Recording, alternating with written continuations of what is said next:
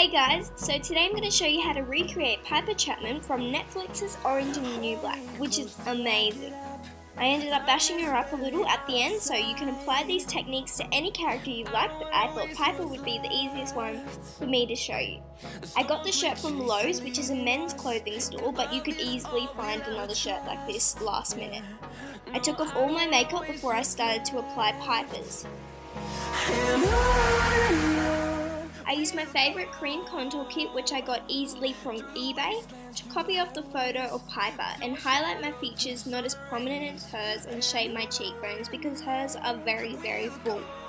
I'm not an expert on cream contouring, but all I did was just like normal contouring, covered my face in the shape I wanted first, then blended it all in after.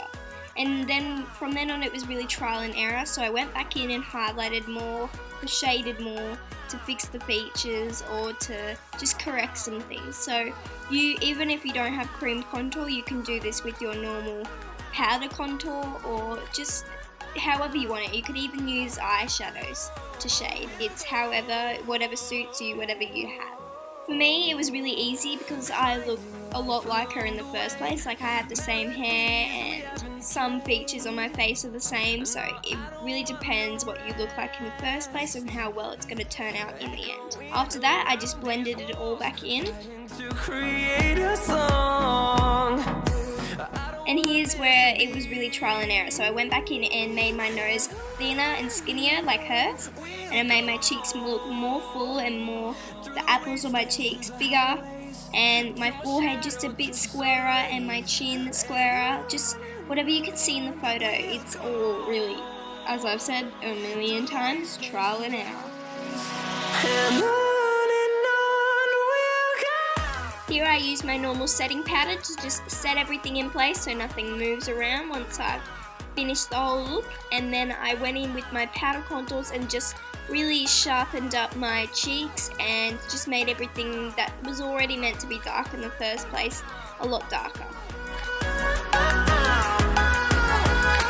We'll grow in number, fueled by them to see the horizon, turn us to thousands.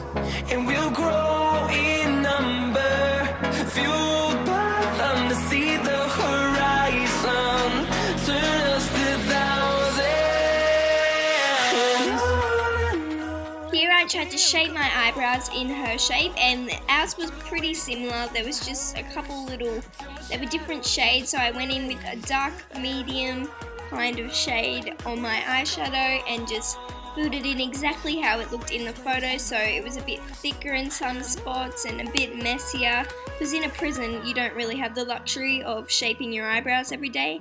One of her eyebrows was a lot more arched than the other one, so I just did exactly what I saw in the photo. Next I used my eyeshadows again and created my crease higher than my natural one because her crease was a lot higher than mine. Her eyes are a lot rounder than mine, so I tried to give the illusion by just creating the roundness with the dark shadow. So do the crease above your eye or however your eyes are compared to hers, fix it the way you want.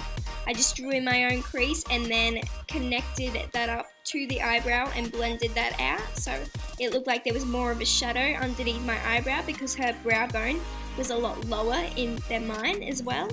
Under her eyes, I shaded under her eyes just a bit to make it look like I was a bit tired.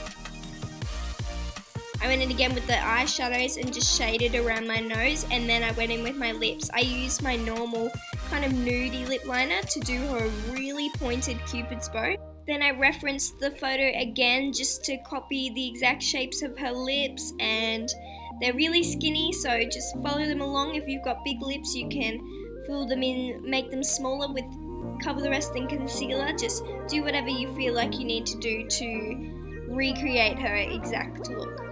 Then with orange lipstick, I filled that in just because orange. Then I just fixed it up with concealer a little bit and then went in with blush and blushed up her cheeks a lot more because in the photo she's got a lot more blushier cheeks. So I just went and fixed that, put mascara on just my top eyelashes because she doesn't wear too much mascara, and then fix my hair to how it looked in the photo, and that was it for her beauty side and her natural kind of look of Piper. But hopefully it works out for you in the way you did it. And now to recreate her more bashed up, hurt side after, let's say she had like a prison fight, I just grabbed a sponge, ripped up all little holes in the little sponge, so as you can see it's like kind of creates a lot more texture. I have stage blood from Mayron, or you can make your own blood from the video that I just made, and dab that wherever you think she would have got punched or whether she's bleeding. I did out of my nose and her mouth. And if you have your sponge in the way that I do with the little holes, you can drag it along your head or wherever and it looks like a graze, which I find really cool. So I did that in a couple of different patches of where she could have fallen over and like prominent bones. I bruised up around her eyes with a really maroony brown colour just around the eyes and then on the bone. So where the bone sticks out the most, I went along in with that. And it's kind of, you can do this with any character you want. Let's say you want it to be someone completely different from another show. You could always bash them up for a little bit of a scarier take on them. Then I went in and just bruised up a couple other spaces with the maroon colour. And you can do much more detailed bruises if you want, or add heaps more blood, but I didn't want to go too overboard with Piper. But in the end, that was it. I just busted up my knuckles a bit more, and then she was done. And I really enjoyed doing this. I always enjoy doing celebrity or TV show recreations, and I hope you guys really like this one, and stay tuned if you want to see a couple more Halloween videos.